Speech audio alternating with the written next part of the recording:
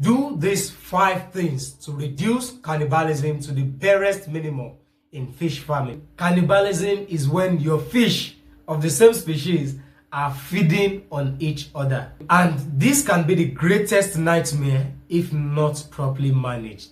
Are you aware that because of the nature of the African catfish, cannibalism cannot be totally removed in fish farming, especially when it is domesticated?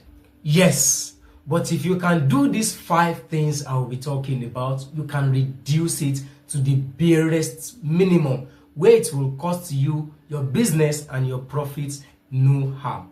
This way, you can protect your stock and you can secure your profits. Believe me, you don't want to skip this video for anything in this world. The first thing you must do to reduce cannibalism to the barest minimum in catfish farming is to stock uniform size. Whenever you want to stock, ensure that the size is uniform. So some people have the habit of buying fingerlings or juveniles from different sources, and even when it is from the same source, they get different sizes and they stock into the same pond. No, this is where the issue begins. You should stock uniform sizes. If you are stocking 6 centimeters, there should be an average of 6 centimeters all through. If it is 9 centimeters, there should be an average of 9 centimeters all through. Yes, we know that accuracy may not be achievable with this, but that is why I am saying average length and average weight. So if you are doing 6 centimeters, do 6 centimeters. If you are doing 7 grams, do 7 grams on the average. So, but the easier way to maintain your stock is by length. It is easier and less stressful for the fish. So measure by centimeter on the average and stock uniform size. If you don't do this, the bigger ones will feed on the smaller ones as a survival strategy. 2, overcrowding. Every pond has a carrying capacity. That is, there is a threshold that every pond can carry. So there are people who just want to rear fish. Once it's for commercial basis, there are some kind of ponds you cannot use. There are some kind of drums you cannot use for farming. So we don't just put fish in tanks or rubbers. We know the size of the rubber and the water it will contain to be able to know the number of fish we put inside. If you overcrowd your pond, it will lead to stress and competition. And hey, this is a big invitation to cannibalism, believe me.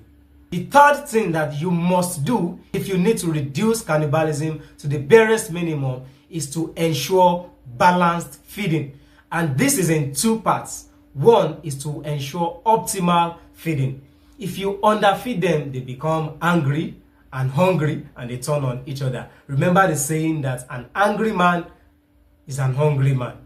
Okay? So if you underfeed your fish, they become angry and they turn on each other as a survival strategy.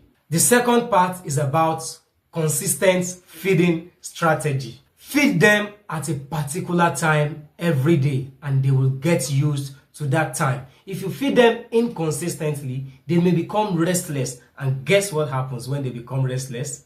Hunger comes in. When they become restless, they use up their energy, hunger sets in, and they feed on each other as a survival strategy. I explained this in details in my book, Feeding Errors That Slow Down the Growth of Your Fish. You will find the link to the book in the description of this video.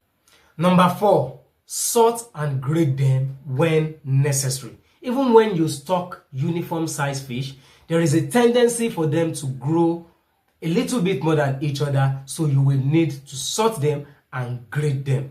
If you don't do that, the bigger ones will feed on the smaller ones, and that is your money being wasted. Finally, if you must reduce cannibalism in fish farming to the barest minimum, then you must always maintain good water quality. Yes, this is not negotiable. A poor water quality does not produce a healthy fish. What it does is that it will stress them and it will increase their aggression. When aggression is increased, they feed on each other. And by now, you know what that means. Now you see, taking out cannibalism is all about creating a healthy and stress-free environment for your fish. Yes, if this video makes sense to you, kindly leave a comment and tell us what stood out for you. Please hit the like button and follow this page if you want more videos like this. Thank you.